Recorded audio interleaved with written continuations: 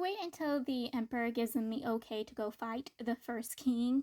They're just staying at the second king's palace, basically using it as a vacation, a rest, a deserved break. And the main character found out that some of these houses were built just for the concubines and the pleasure and fun of the second king with his concubines. And he has one of the houses replaced of its cushions, pillows, and blankets so he can drag the male lead in there and have his fun time with the male lead. He devours his wife day and night for several days, basically like how the male lead does the main character in Grandmaster Demonic Convention.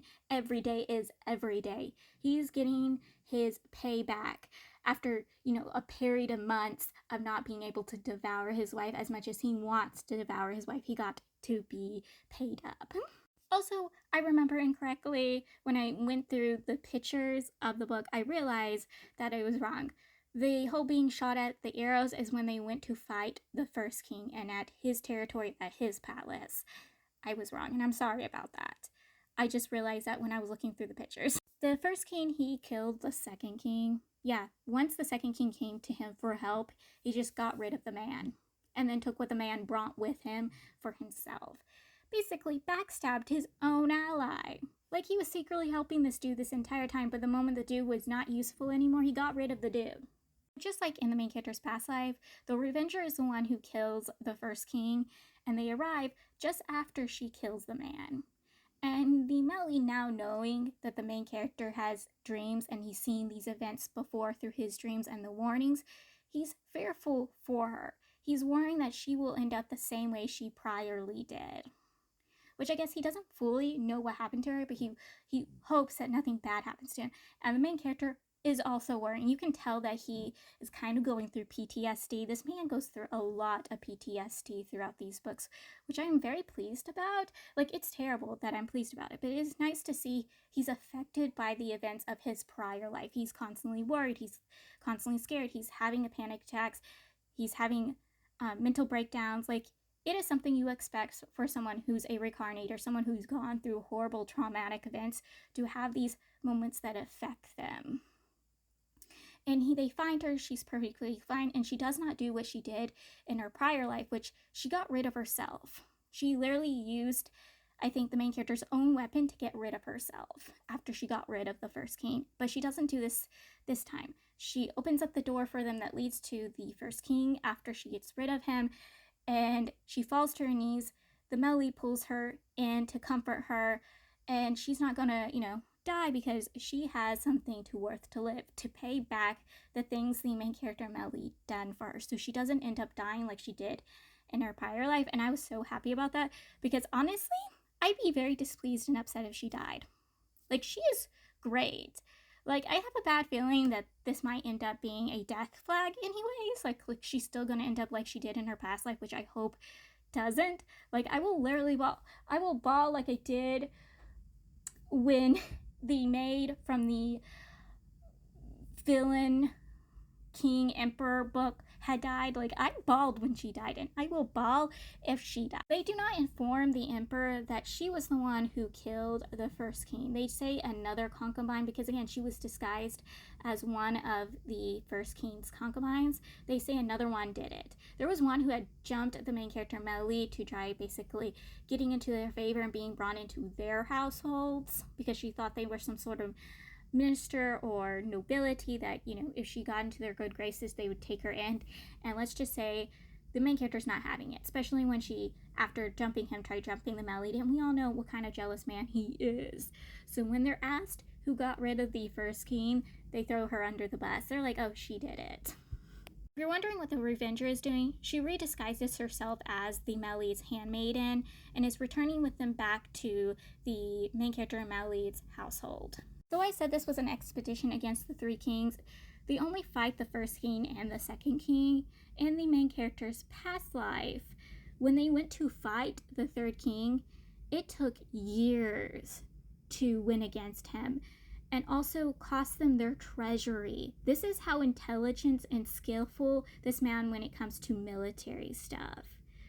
He is literally just the main character, but in another font. It's like when you ask someone to copy their homework and they tell you, hey, don't make it look the same, but it's literally the same, just a little difference. Yeah, that is literally what they are. And the main character even states himself repeatedly when this guy is introduced that they're literally just the same person. So yeah, the main character knows that if they go to war with this guy, it's going to be exactly like it was in his past life.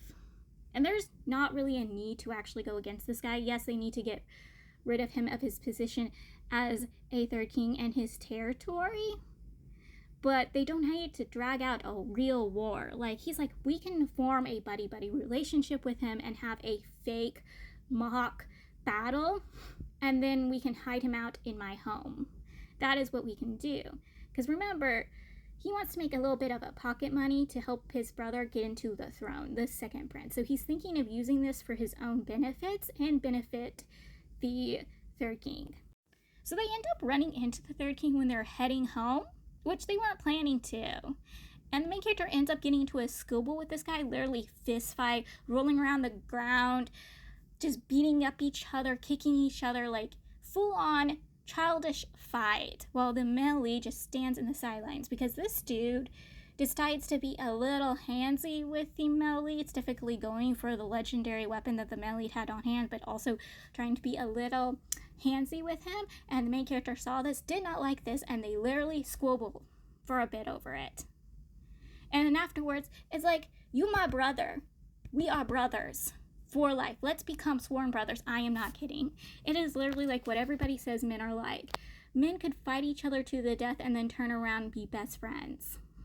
This is literally what it was. The third king, he invites the main couple and their pet tiger to his home once he finds out that they have a little pet tiger, because he has a little pet lion. So he wants his pet lion and their pet tiger to play around with them while they discuss stuff. The main character tells the third king his plans, and specifically his plans to make his brother the emperor, which, you know, the third king is surpriseless with this because, again, the main character is a prince, and you would think a prince would want to be emperor, but the main character's like, I have everything I want, I have a beautiful wife that I love, which makes the third king very impressed and pleased with him because, again, if you get too greedy, which imperial family members get way too greedy and they lose what's most important to him, which is exactly what happened to the main character in his past life. He was so greedy he didn't realize that people were going to backstab him and use him and frame him for stuff, and that he lost the most important thing to him, the most loyal person, the most caring person in his life, which was the male lead. And so he learned from his past life, and he's not going to make the same mistakes he did. So they kind of have a sworn brotherhood with the third king and a promise with the third king. Though I'm not sure if it's going to stick or not. I'm a little worried. The male lead gets introduced to the main character's study companion / childhood friend, and this dude, he is hilarious. He's like outright telling the male lead stories about things the main character did in his childhood, and they were embarrassing stories, and the main character's not having that, so he tells embarrassing stories about the study companion, and they get into a squabble, and they squabble a lot about finances and money, but this guy loves money because he really loves money. And it's hilarious. Even when they're leaving and heading back to their home, this dude is still going, where is my money? And the main character's like, I gave you my money. Like, it's hilarious to read. Also, the main character's concerned and worried for his friend because his friend got the same fate as he did because this dude's connections to him, so he wants a better life for his childhood friend. They return home, and who is waiting for them?